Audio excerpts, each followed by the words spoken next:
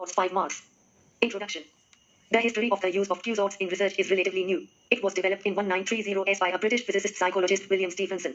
The idea behind the development of this method was to inquire into the subjectivity of human mind. The examples of such subjectivity are limitless and include aesthetic judgment, appreciation of art, preference for music, and experiences of family after tragic events, and attitudes towards political groups. These were difficult, if not possible, areas that could not be measured and reported scientifically by the conventional quantitative methods available at that time. Q-sorts are the powerful tools in which the participants are presented with card arrangement.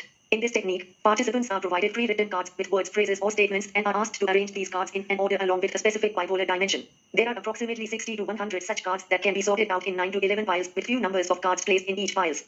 Definition.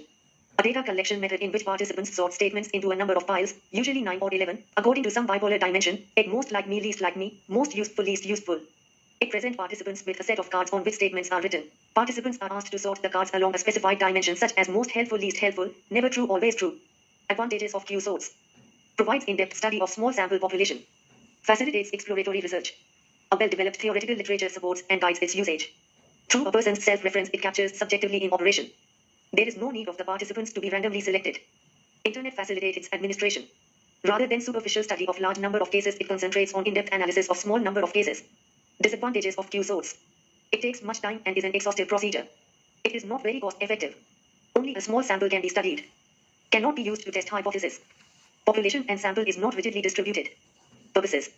Q-sorts can be used in a variety of ways depending on the interest of the researchers. As one of the major variables in health science research is often the subjective viewpoint of individuals, Q-sorts can be a perfect tool in a variety of settings. With appropriate modifications, the scope of the research can be explained to answer many difficult issues.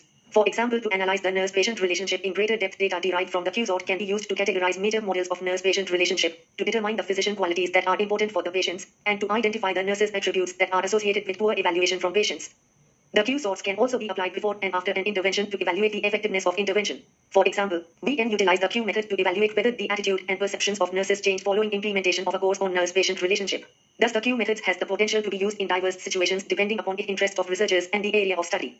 Q-sort procedure. In a Q-sort study, participants are presented with a set of cards on which words, statements, or other messages are written. Participants are asked to sort the cards along a particular dimension such as approve, disapprove, most like me, least like me, or highest priority of lost priority. The number of cards is typically between 60 and 100. Usually cards are sorted into 9 or 11 piles, with researchers designating the number of cards to be placed in each pile. Subjects typically are asked to place fewer cards at either of the two extremes and more cards toward the middle. Q-sorts have many possible applications. Attitudes can be studied by asking people to sort statements on agree or disagree continuum. Researchers can study personality by describing personality characteristics on the cards. A. Friendly, aggressive. People can then be requested to sort the cards on a very much like me, to not at all like me. Continuum. Self-concept can be explored by comparing responses to this like me dimension with people's responses is elicited when the instructions are to sort cards according to what they consider ideal personality traits. Q-sorts can be used to study individuals in depth. For example, participants could be asked to sort traits as they apply to themselves in different roles, such as employee, parent, spouse, and friend. The technique can be used to gain information about how individuals see themselves, how they perceive others seeing them, how they believe others would like them to be, and so forth. Other applications include asking patients to rate nursing behaviors on a continuum of most helpful to least helpful, or asking cancer patients to rate aspects of their treatment on a most distressing to least distressing dimension. The number of cards in a Q-sort varies, but is best to use at least 50 because it is difficult to achieve stable and reliable results with a smaller number. On the other hand, the task is tedious and difficult with more than 100 cards.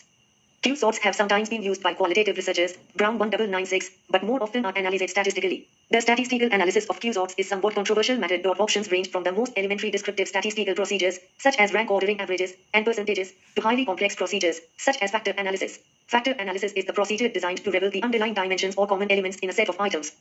Some researchers insist that factor analysis is essential in the analysis of Q-sort data.